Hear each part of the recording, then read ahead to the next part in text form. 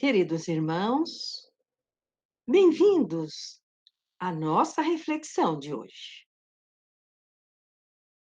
Conceito de cuja força nem a ciência duvida. A pessoa, enquanto odeia, arrasa com a própria vida. Espírito Silva Lobato. Por mais injúria na estrada, ajuda, ampara, serena. O corpo dura tão pouco que odiar não vale a pena. Espírito Oscar Batista. Perdoa, guarda na mente este aviso lapidar. Viverás eternamente. Não adianta odiar. Espírito, mei. O ódio por si, no todo, sem resquícios de perdão, é uma nascente de lodo parada no coração. Espírito Valado Rosas. Alegria quando em paz é mais luz a cada instante. O ódio numa pessoa é um espinheiro ambulante. Espírito Cornélio Pires. Olá, alma querida e boa. Segundo Allan Kardec, o codificador do Espiritismo, o egoísmo, o orgulho, a vaidade, a ambição, a cupidez, o ódio, a inveja, o ciúme, a maledicência, são para a alma ervas venenosas, das quais é preciso a cada dia arrancar algumas hastes, e que tem como contraveneno a caridade e a humildade. O ódio é fogo invisível na consciência. Quem alimenta o ódio atira fogo ao próprio coração.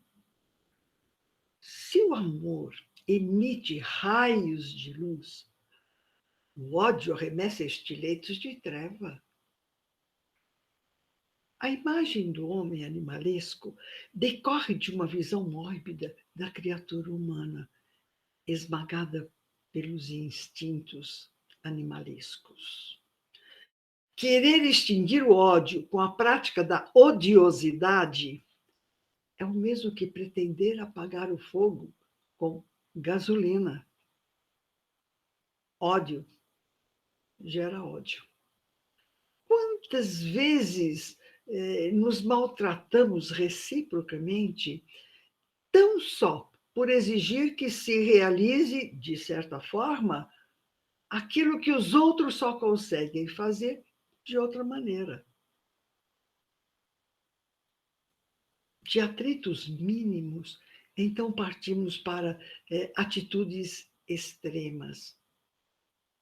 Nessas circunstâncias, costumamos recusar atenção e cortesia até mesmo àqueles a quem mais devemos consideração e amor. Implantamos a animosidade onde a harmonia reinava antes. Instalamos o pessimismo com a formulação de queixas desnecessárias ou criamos obstáculos onde as grandes realizações poderiam ter sido tão fáceis. Tudo. Porque não desistimos de reclamar. na maioria das ocasiões, por simples bagatelas. Lemos em um artigo espírita de 2018 uma palavra que nos chamou a atenção: pandemia. O vocábulo se apropria de dois substantivos, pandemia e ira. Virou, então, pandemia. Pandemia é a associação do prefixo pan, que vem do grego e significa tudo ou todos, e do sufixo demos, também originário do grego, que quer dizer povo. Trata-se de uma doença infecciosa que se espalha amplamente entre a população de uma região, continente ou mesmo por todo o planeta. E ira, conforme assinala o dicionário Reus, eletrônico, refere-se a intenso sentimento de ódio, de rancor, geralmente dirigido a uma ou mais pessoas, em razão de alguma ofensa, insulto, etc. O rancor generalizado, em função de alguma situação injuriante. Fúria, cólera, indignação. Estamos vendo, em muitas situações do dia a dia, ainda mais nestes tempos de pandemia, diversas manifestações do ódio através de pensamentos, palavras, escritos e ações. Analisemos a história de Henry, que pode perfeitamente acontecer ou já ter acontecido com qualquer um de nós. Henry estava desrespeitando o limite de velocidade, indo na direção norte pela Ocean Parkway, no Brooklyn, Nova York. Estava se dirigindo a uma reunião de negócios e não tinha tempo a perder. Seus olhos moviam-se com agilidade enquanto ele observava os outros carros e procurava abrir caminho rapidamente em meio ao trânsito. Quando estava a ponto de entrar na rodovia expressa, Henry foi fechado por um veículo que vinha saindo da via lateral.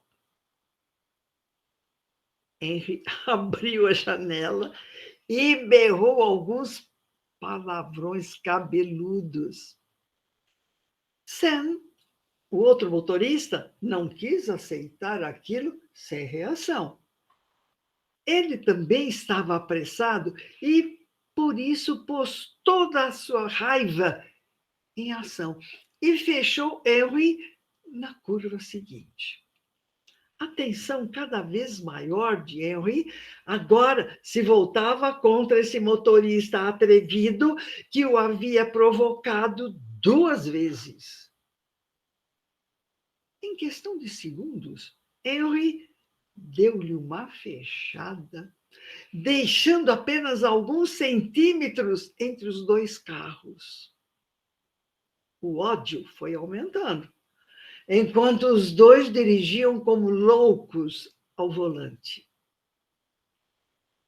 Exatamente quando Henry achou que havia deixado o outro carro para trás numa nuvem de poeira, olhou pelo espelho retrovisor e lá estava ele de novo. Sam pisou no acelerador, abriu a janela e retribuiu os xingamentos de Henry, acrescentando mais alguns. Imagina. Isso só foi jogar lenha na fogueira. E a perseguição passou a ter um lado ainda mais perigoso. No entanto, da mesma forma repentina com que começou, tudo terminou com uma freada súbita e barulhenta. Henry parou e desceu do carro, surpreso ao ver Sam estacionar ao seu lado. Os dois entraram no mesmo prédio. Depois, no mesmo elevador, havia uma expressão de perplexidade enquanto os dois se entreolhavam com ódio. Palavra feia, não? Ódio. Bom, estavam totalmente desnorteados quando saíram do elevador e entraram pela mesma porta. A verdade tornou-se aparente quando começaram a falar com educação. Henry, o fornecedor, e Sam, o cliente, estavam correndo, atrasados para a reunião que tinham um com o outro. Alma querida e boa. Que situação, né? Sejamos educados com as pessoas que se depararem nas rodovias, em qualquer trilha das nossas vidas, porque os caminhos se cruzam, as faixas se unem e nunca saberemos onde, quando e em que circunstâncias irá acontecer outro encontro com aquelas mesmas pessoas. De acordo com o espírito Joana de Ângeles, o ódio é tóxico fulminante no oxigênio da saúde mental e física. Desenvolve-se na sua área mediante a análise injusta do comportamento dos outros em relação a si, e nunca o inverso, fazendo-se vítima porque passou a um conceito equivocado sobre a realidade. Deixa-se consumir pelo complexo de inferioridade e descarrega inconscientemente a sua falta de afetividade, a sua insegurança, o seu medo de perda em arremessos de ondas mentais de ódio, até o momento da agressividade física, da violência, em qualquer forma de manifestação. O ódio é estágio primitivo da evolução, atavicamente mantido no psiquismo e no emocional da criatura, que necessita ser transformado em amor. Mediante terapias saudáveis de bondade, de exercícios fraternais, de disciplinas da vontade. Agentes poluidores e responsáveis por distúrbios emocionais de grande porte são eles os geradores de perturbações dos aparelhos respiratório, digestivo, circulatório, responsáveis por cânceres físicos, são as matrizes das desordens mentais e sociais que abalam a vida e o mundo.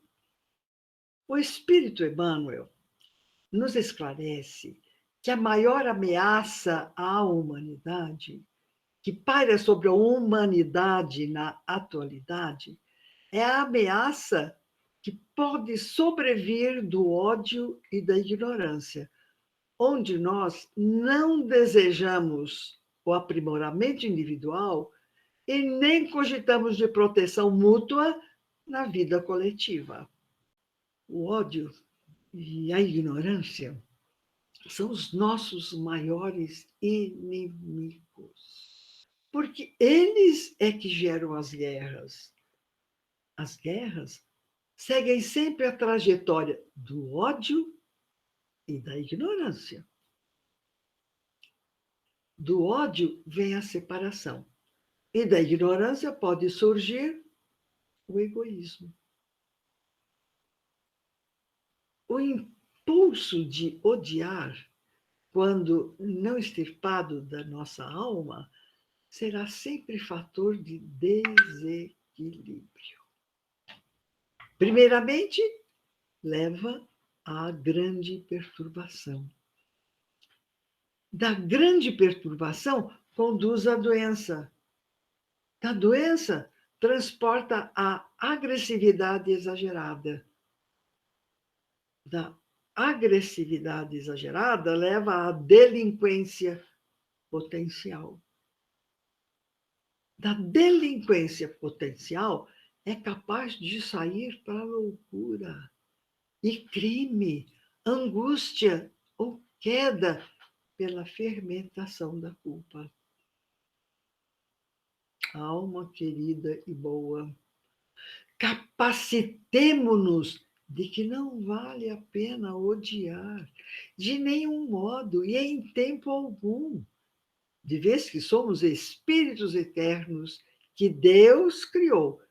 E não nos é lícito esquecer que Deus nos ama e sustenta, ampara e abençoa, promovendo recursos tanto em nosso favor quanto em favor dos outros, até que todos atinjamos as fontes da perfeição e da alegria.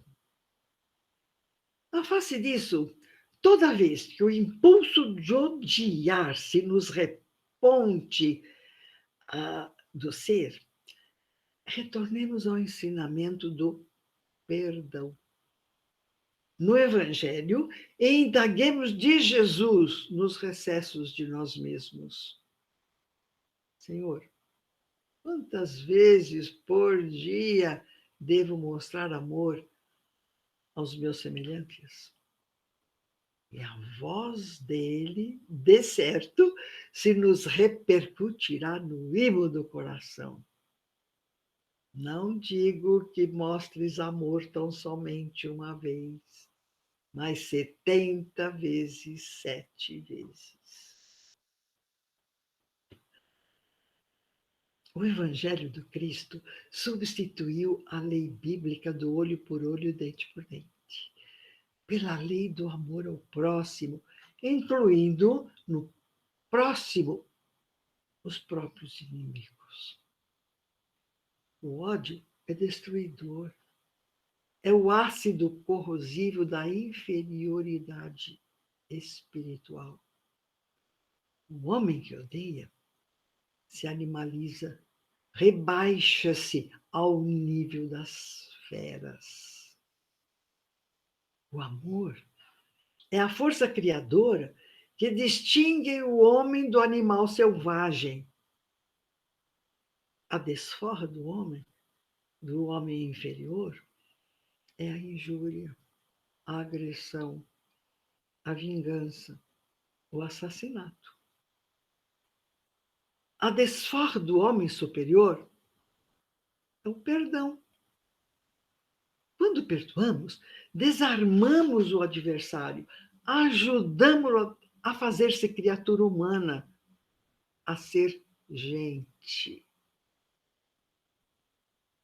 Toda a cultura humana se assenta no amor. O ódio é a negação da cultura, o domínio da barbárie, como vemos diariamente no mundo do crime. Só os loucos defendem e pregam o ódio, porque a mente desequilibrada semeia o desequilíbrio. Para extinguir a cultura do ódio nas áreas do mundo, imaginemos como seria melhor a vida na Terra se todos cumpríssemos fielmente um compromisso de reclamar menos. Quanto mais avança a ciência médica, mais compreende que o ódio em forma de vingança condenação, ressentimento, inveja ou hostilidade está na raiz de numerosas doenças, que o único remédio eficaz contra semelhantes calamidades da alma é o específico do perdão no veículo do amor. Dediquemos a solução do problema às nossas melhores forças, buscando esquecer-nos de modo a sermos mais úteis aos que nos cercam. E estejamos convencidos de que a segurança e o êxito de quaisquer receitas de progresso e elevação solicitam de nós a justa fidelidade ao programa que a vida estabelece em toda parte a favor de nós todos. Reclamar menos e servir mais. Modifiquemos, sem mais tardança, o conceito negativo a respeito de quem conhecemos num momento infeliz. Subtraiamos do nosso coração o orgulho, somemos a humildade e teremos um total grandioso. Subtraiamos o erro das nossas vidas e somaremos mais anos de paz à existência. Subtraiamos a maldade da nossa mente, somemos amor e bondade à nossa fé e conquistaremos um saldo de alegria. Subtraiamos o desespero das nossas tarefas e encontraremos a esperança que, somada à renúncia, oferecer-nos-á dias de muita aventura. Subtraiamos o ódio dos nossos passos, somemos dedicação ao serviço do bem e teremos um resultado equilibrado. Subtraiamos a inquietação das nossas noites e receberemos uma soma de repouso benéfico. Subtraiamos o desdém dos nossos lábios, somemos piedade às nossas palavras e distribuiremos compreensão. Subtraiamos o mal das nossas horas, somemos aos nossos minutos abençoados, feitos, e encontraremos os dias povoados de ensejos de auxílio. Subtraiamos os maus instintos, pondo em seu lugar a soma dos nossos esforços incessantes na ternura, e descobriremos, no fim das lutas, um saldo extra de conquistas valiosas na operação da existência. Não há ódio que resista aos dissolventes da compreensão e da boa vontade. Quem procura conhecer a si mesmo, desculpa facilmente. O ódio é como o incêndio que tudo consome. Mas o amor sabe como apagar o fogo e reconstruir. A nossa é a tarefa da luz contra a treva, do amor contra o ódio. O amor nos aproxima de Deus e o ódio nos afasta dele. Fizeram a seguinte pergunta a Francisco Cândido Xavier: o senhor não acha que há momentos em que as pessoas têm direito de ter raiva, de sentir ódio? Eis a resposta dele. Estamos encarnados na Terra, espíritos imortais que somos, para nos humanizarmos. De modo que todo o processo de ódio ou de cólera é reminiscência de nossa vida animal. Vida animal que estamos deixando pouco a pouco através do nosso burilamento. Então, é possível que tenhamos raiva ou que tenhamos ódio. É possível, sem termos direito para isso. Porque o ódio que sentirmos ou a cólera que alimentemos recai sempre sobre nós, no sentido de doença, de abatimento, de aflição, e só pode nos causar mal, já que deixamos há muito tempo a faixa de animalidade para entrarmos na faixa da razão.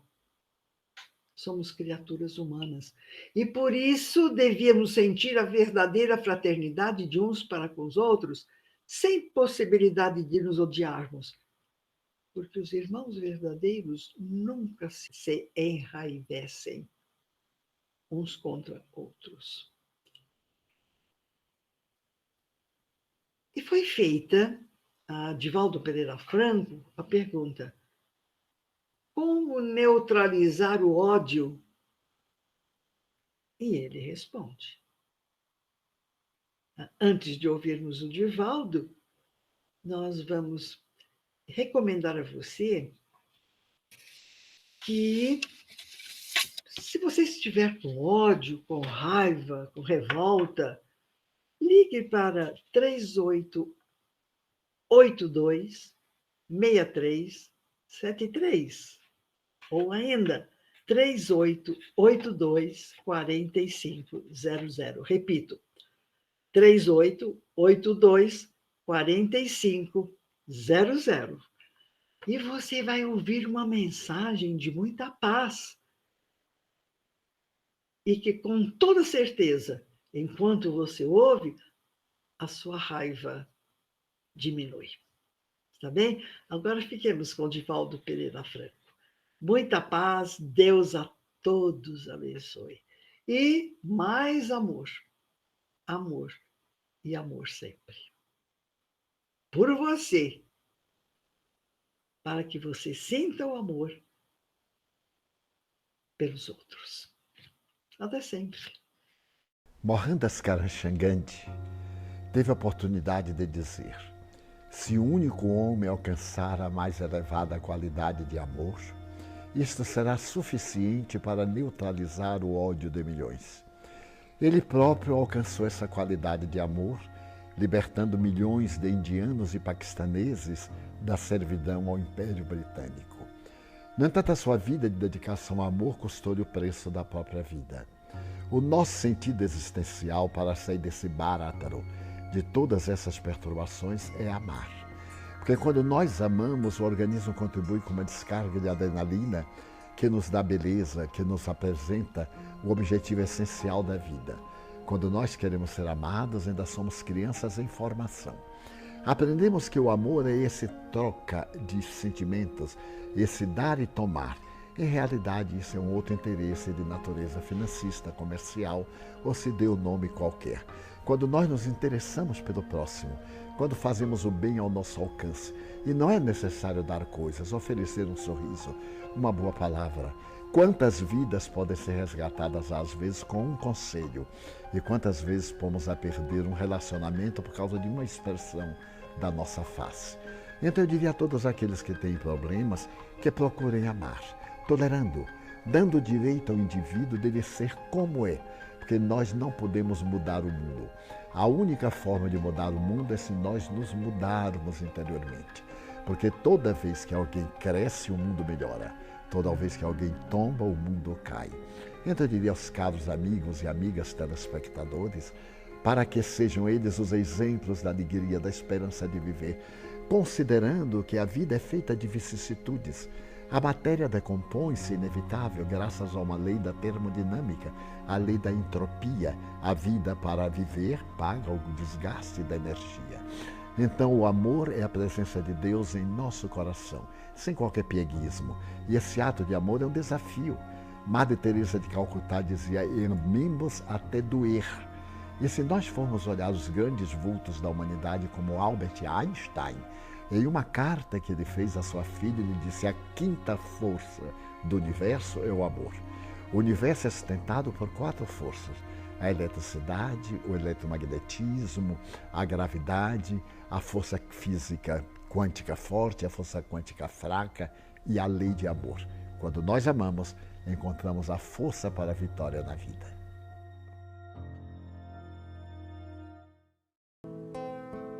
Senhor.